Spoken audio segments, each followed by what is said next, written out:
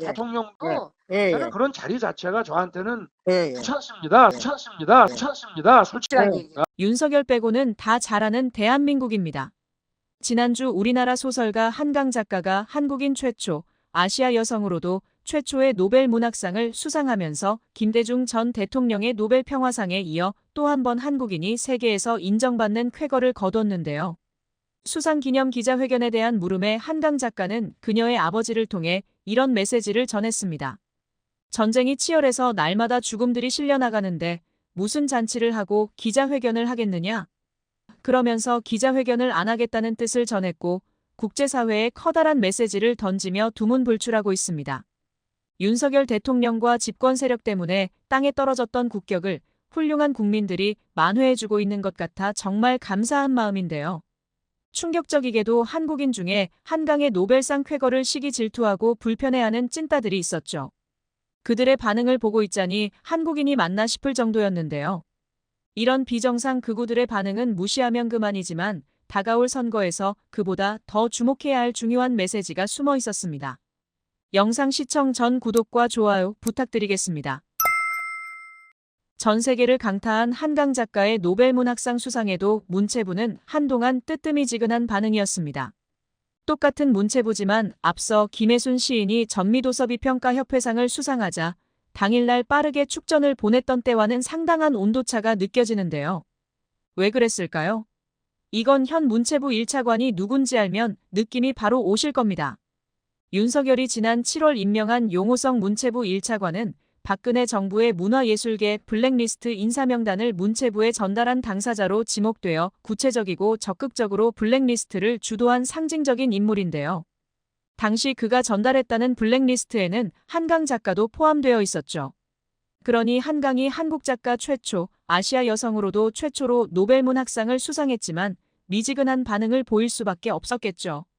이미 수장인 윤석열부터가 역사관이 엉망진창이기 때문에 이번 노벨 문학상 수상에 대해 정유라나 김규나 작가의 인식과 큰 차이는 없을 것 같아 보이죠.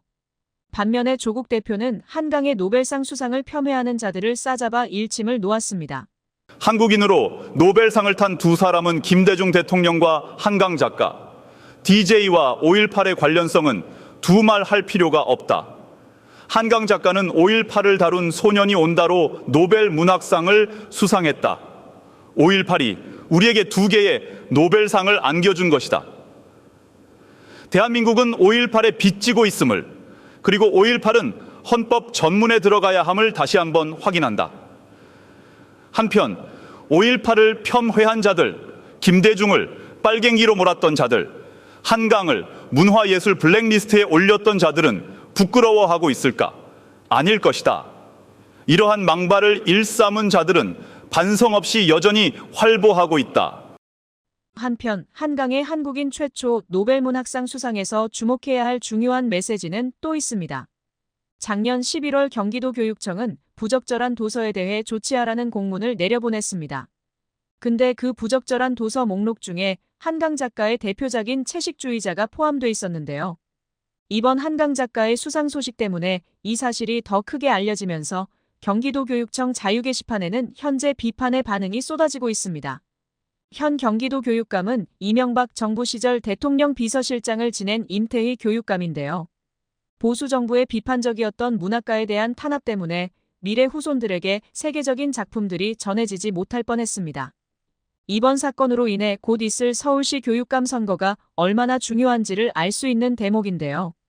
중앙대 김누리 교수는 다가오는 서울시 교육감 선거에 대해 이렇게 말했습니다. 다음 주 수요일에 치러지는 서울시 교육감 선거는 우리 아이들의 미래에 커다란 영향을 미치는 중요한 선거다. 외형적으론 한 지역의 교육수장을 뽑는 선거지만 실제로는 한국 교육의 향방을 가르는 분수령이 될 수 있기 때문이다. 현재 선거 판세는 진보의 정근식 후보와 보수의 조전혁 후보의 양강 대결 구도가 잡힌 형국입니다. 서울대 사회학과 교수 출신의 정근식 후보는 조희연 전 교육감의 혁신교육 확대와 역사교육 강화를 내세우고 한나라당 국회의원이자 뉴라이트 출신인 조전혁 후보는 조희연 심판을 외치면서 선행학습 허용, 지필고사 부활 등을 강조하고 있는데요. 서울 교육이 한국 교육 전체에 미치는 영향력이 절대적인 상황이기 때문에 앞으로 누가 서울 교육의 수장이 되느냐에 따라 한국 교육 전체가 커다란 변화를 겪을 것입니다. 만약 이번 선거에서 진보 후보가 진다면 그간 학생 인권과 협력 교육을 강조하며 혁신의 방향으로 나아가던 한국 교육이 다시 시대착오적인 경쟁 교육으로 돌아갈 것입니다. 또한 이번 경기도 교육청 사례나 뉴라이트 친일파의 역사관처럼 정치적인 탄압 때문에 우리 아이들이 왜곡된 교육을 받고 받아야 할 교육을 제대로 못 받을 것입니다. 이는 곧 그동안 힘겹게 쌓아온 혁신 교육의 성과가 한순간에 무너지는 끔찍한 결과일 텐데요. 프랑스의 르몽드지는 한국 교육은 가장 경쟁적이고 가장 고통을 주는 교육이기 때문에 한국 학생들은 세계에서 가장 불행한 아이들이라고 했습니다. 최근 초등 의대반 현상을 보면 부정할 수 없죠.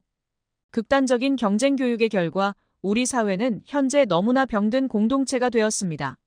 한국인은 세계에서 가장 불평등을 선호하는 국민으로 뽑혔고 대한민국은 세계에서 갈등이 가장 심한 나라로 평가되었으며 세계에서 관용도가 가장 낮은 나라, 어려울 때 도움을 청할 사람이 가장 적은 나라로도 꼽혔습니다.